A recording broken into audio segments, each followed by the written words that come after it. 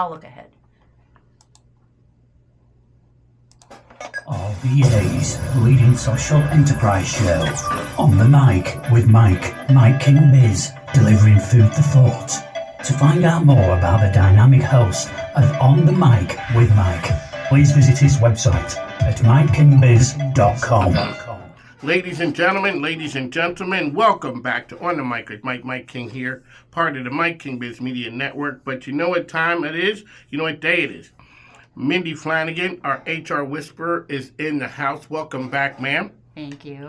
Alrighty, so tell folks you are what you do. Inspiring HR solves employee pain for small businesses. That usually means you don't have much of an HR infrastructure, and we would like to build that up for you. Handbook, job descriptions, help you strategically plan to scale for growth. That's what we do. Sometimes you send things to me that have you up in arms. Yes. What is it specifically about this whole AI phenomenon that has you in a tiff?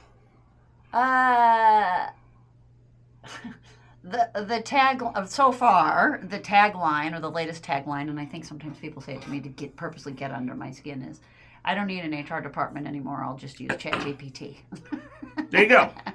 Clearly, that is a correct answer. And some of it's funny, and some of it is they really don't know or don't understand that at present time, a lot of AI is congregating information that's out on the internet, whether it was accurate or not. And that's the whole point, accurate or not. Anybody could write a blog for a period of time and put tons of inaccuracies in it, and nobody checked them on it. And now we're pulling some of that content into AI, and people are relying on it as a for sure answer.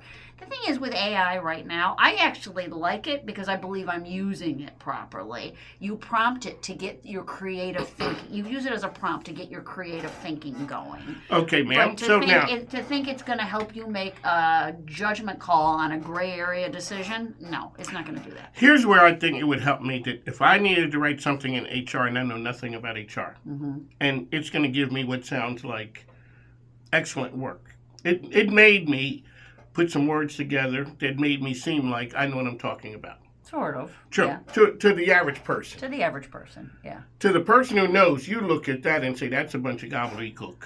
Well, like for instance, there's ChatGPT now and other AI prompts that would say, somebody might cue it and say, what's the minimum wage in my state? We're getting to the point now where it's saying we can only provide you with federal minimum wage. State minimum wage laws vary by state, and you'll have to consult your state's. They're getting there. But, if you say, what's minimum wage in my state, it might give you the answer of what it was last year, but that doesn't make it current right now. You really still have to double check for precision accuracy.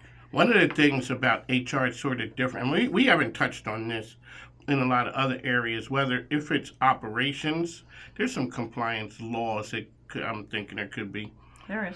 But a lot of the other areas, there's nothing that can come back to bite you like things can in the HR world. Yeah. There are a bunch of things that could get you in hot water in HR.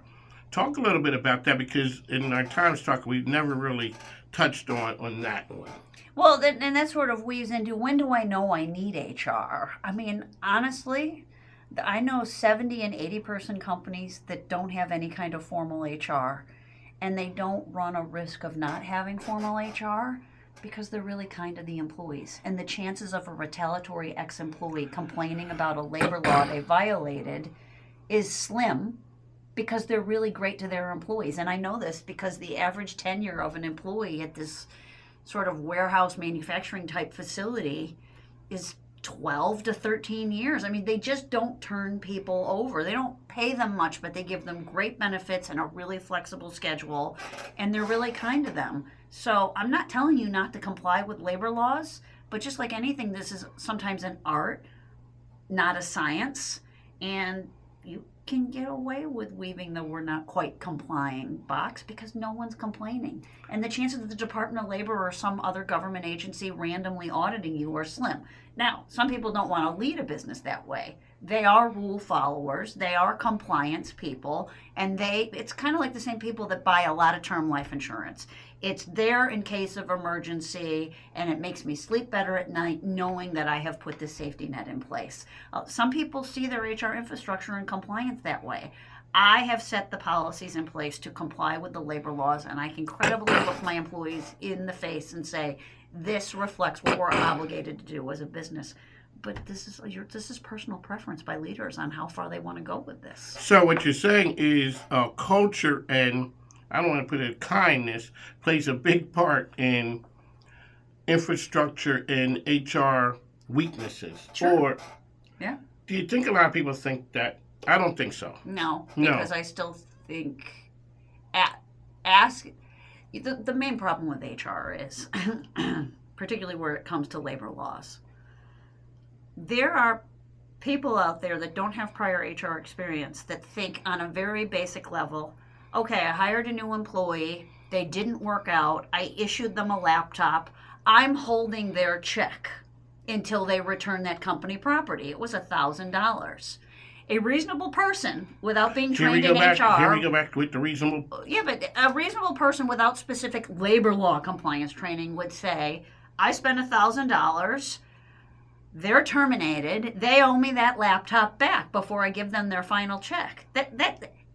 To a normal person, that seems about right. It sounds perfectly sane to me. It's unlawful, according to wage and hour laws. So again, it's like getting enough experience to know where your landmines are and then figuring out, can I lawfully do that or not before I make what's a small challenge a big problem? So by treating your people right, you say you can resolve a lot of those because before they even get to being problematic. Right, yeah. I mean, do you have an open door for employees to come in and say, I want a pay raise? And will you actually hear them out as to why and give them an answer as to why you will consider that or no, they're not eligible one?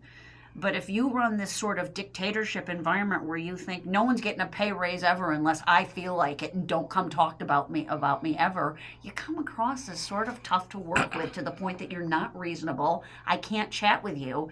And eventually something's going to go south where they're going to think, I'm not going to be treated like this anymore. I'm going to figure out a way to complain. And now we're at a time where people are understaffed. How much do you want to add fuel to the fire in terms of more and more people wanting to leave and go work somewhere else just because you're choosing to be a jerk?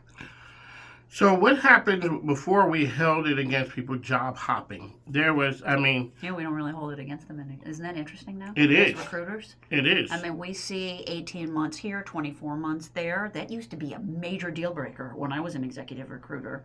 Now, sometimes you ask and you chat about it, but it's not a deal breaker any longer. Do you think that people go back and check with references when they see a person jumping? Because some people say you're updating your skill set. Yeah. That could be. It could be. It could be. You may have people problems. You might. It could be. But we're not holding that against people. So when you see a company that the tenure is very long on an average basis, they're doing something right. Not always. Were they complacent?